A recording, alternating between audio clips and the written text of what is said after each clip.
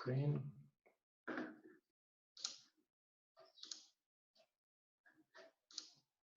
Okay, can you all see it? Perfect. So I was kind of wrapping up what I was able to do so far for moving the member invitation form into a model and how that could integrate with other parts of the application. I was trying to wrap on my findings so far today, and I did that in a comment on this issue. So that's the main issue where we work on this. And I decided to focus on 3 scenarios that I think are quite real life scenarios of how and when users want to invite new team members to GitLab, and especially GitLab.com. And at first I didn't know if it makes sense, if it's valuable to create user journeys for these, tasks, because we already worked on this, and it was in this issue, last milestone, where we said specifically, let's analyze and try to improve the experience of inviting users. But I think looking back now, back then I made a mistake of focusing only on the experience itself and not looking at it from the perspective of how and when do people do this. So, what are the real life scenarios of when people want to invite new users to GitLab? So I decided to do this now. And the first scenario is exactly what we kind of already covered in that issue, which is the dev lead creates a new group or project and invites members to it, right? This is the one that we cater for currently the best, right? It's relatively simple to do. And then the other 2 are, let's say that a software developer wants to assign an issue or a merge request to a coworker, but they are not an existing member of GitLab yet. And the third one is a dev lead wants to delegate a task to a non-existing member. So they're kind of similar and they work one with another, but I still treated them as separate scenarios. And as I said, I excluded the first one. So in this image, I did only top level view of inviting non-existing members, what the journey is, but not in details yet. So what are the people involved in the scenario? And what's happening, right? And what I realized is there's a lot of waiting time, especially for this second scenario where a coworker wants to assign something to someone else, because they need to ask that person, the dev lead, probably the owner of the group or the project, hey, can you invite this person? And then they need to wait so that person invites them. And when that person invites that new person, they need to wait so that they receive an invitation, they sign up, they accept the invitation, then the person that invited them receives a notification on an email, and then they can notify that first person, hey, this person now joined, and you can assign work to them, right? And when it's just about delegating a task, so it starts with a dev lead, they will need to invite that new person, again, they need to sign up, accept the invitation, then that person can receive a notification, and they can assign work to them, and then that new person receives a notification that something was assigned to them, right? So I was starting to think, is there a way to eliminate all this waiting time? Because waiting time is like a silent killer of productivity in software development, right? You can't really put a finger on it, but it can consume so much time if you're not careful with it, basically. So I created more detailed user journey maps for both of the scenarios. How much time do I have? Still 10 minutes, I guess. So yeah, a bit more in details. What's going on? They need to, send a message to a chat app or whatever, or email. Usually it's a chat app these days. But there's this waiting time, and it could be just a couple of hours. It could be a day or 2. It depends of how much a bottleneck that person is, that owner of the group or the project, right? And then this is the user journey of the dev lead. So when they are inviting a new user to GitLab, in the first session, they can invite them. And then in the second session, right, probably it's not the same session because they need to wait for the other person to accept and sign up. They can actually assign the work to that person. So it's quite a long and broken process as well. And yeah, this is basically where all the waiting time comes from. So as I mapped these two journeys, and that's why I'm glad that I decided to map these journeys, is because I had two main ideas that came out of that. So in both of them, the green ones are the ideas. And the two of them were, could users assign issues and merge requests to pending members? So we already have the notion of a pending member. When you invite someone and they don't accept yet, you can see them as a pending member under member management in group or project settings, right? Could we allow users to assign those pending members to merge requests and issues? And the other one would be, could non-owner, but also non-guest users invite new members, but their invitation would need to be approved by the owner, perhaps, right? It would completely eliminate all of the waiting time, because the person that then, for example, when we go to scenario 2, where we have that software development assigning something to a coworker, they can actually go and invite and assign that person, and it's assigned to them as a pending member, right? And then what the development lead or the owner needs to do is approves the invitation, and then the rest is pretty much done, right? Because that person just receives a notification, okay, it was approved, and then another notification when the new member signed up and accepted that invitation.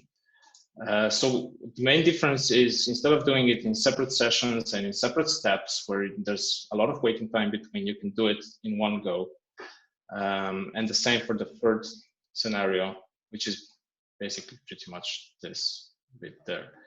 So the new user journey maps, or the potential user journey maps, if we decided to do this, are so much shorter that I could fit both of them, in the width that previously only one would fit. And in the end, I scored all these scenarios on the likelihood of how likely they are to happen, and the ability or the experience or the current experience of what it's like to currently complete these tasks. So that, yeah, the first one, as I said, it's currently the best one in terms of the ability, because you can actually do that task quite easily. But the likelihood, and this is my assumption so far, the likelihood, I would say, is quite low, because you don't create groups and projects every day and invite members to it, except edge cases where it's people doing just that sometimes. And then scenario 2, where if someone wants to assign something to a coworker, they basically can't do that at the moment at all, because we don't allow people to, or non-owners to invite new people. So you can't do that, and you can't assign anything to a pending member. And for the third scenario, where a development lead delegates a task to a non-existing team member, again, they can kind of do that, but as we saw, it requires 2 sessions and a bit of waiting time, and people forget or they get distracted. So I rated the experience quite low at 4. So it's basically below the acceptable line that I set for myself. And the likelihood quite high on 6. So the likelihood for 2 was, I scored it at 7. And then I also wrote down what kind of things we should do to improve all these scenarios. And for the first one is just increase the likelihood of inviting members. And this is something that we're looking at in expansion in general. And then for the second one, add the ability to invite, for non-owner users, to invite members and invite pending members or assign to pending members. And the same for the first scenario. And I also have a couple of prototypes in there of how we could do that. So this would be the MVC, right? I'm on an issue, no assignees. I go there, I look for a person, they're not yet a member. I have this option here, invite a member. It links me straight to the members page on that group or project. depends. What future iterations could be is the same process, but instead of navigating to a new page, we do it in that page through a model. Invitation sent, right? So it's not, I can't assign them yet because currently we don't allow that. But invitation was sent, and when they accept that invitation, they will be able to assign that issue to them. But in maybe more distant future, maybe we could do something like this. So I search for them, they're not there, I invite them, and it says invite and assign. And it would actually do this. It would send an invitation, but it would also assign to that person as a pending member, right? So this is something I need to basically catch up with the expansion team and wanted to share here. We have a couple of minutes, so I'd love to hear your thoughts or questions.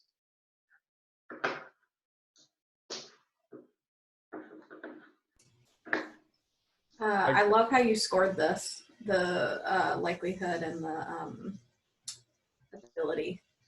I think that's, I just really like that. Cool. So thinking through this idea of assigning someone who doesn't technically exist in the system yet. So I'm thinking about the case of like where that person just doesn't take action and you have this like long-term pending member. Yeah. So in your mind, what would happen? Let's say I invite someone who doesn't exist and they're a pending assignee. They don't take any action for whatever reason, and maybe I remove them after a while because they haven't taken any action. Once they're no longer assigned, so what happens to their invite? Are they still invited? I think in that case, the invitation should have a timeout time. So it's you know, it runs out basically after a while. It should have like a couple of days time where that person needs to accept. If they don't, then that issue assignee would also be removed. Yeah. Our invitations right now don't time out, do they? I don't think they do, no. Yeah, I would be hesitant to have that invitation flow have a timer if the standard one doesn't. I don't know. I worry. I like the idea, but my worry with actually like assigning people is the edge case of where you assign someone who like doesn't know GitLab exists, and they're like, "What is this GitLab thing? What am I don't know what to do," and like they take no action, and then like they're in this nebulous state. But maybe it just sort of the fallback is if they're no longer. Oh wow, it's pouring down rain. Maybe if they're no longer the assignee, it just becomes sort of like a standard invite. What do you mean by standard invite? Like instead of being an invite where they're assigned, it just becomes an invite to that group or project. Okay, so they get unassigned, but they can still accept the invitation. Yeah, they're no longer, and maybe we need to handle that case of like, because I think it'd also be confusing of like the email says, you've been invited and are assigned as the owner of this issue or whatever, and then that's no longer the case. Yeah. We might need to explain that. Yeah.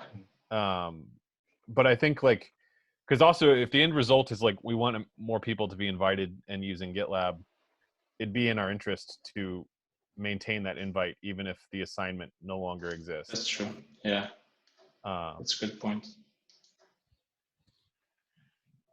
On self-managed, there would be another implication, because I think as soon as you, correct me if I'm wrong, Emily, but as soon as you invite someone, they take up a seat.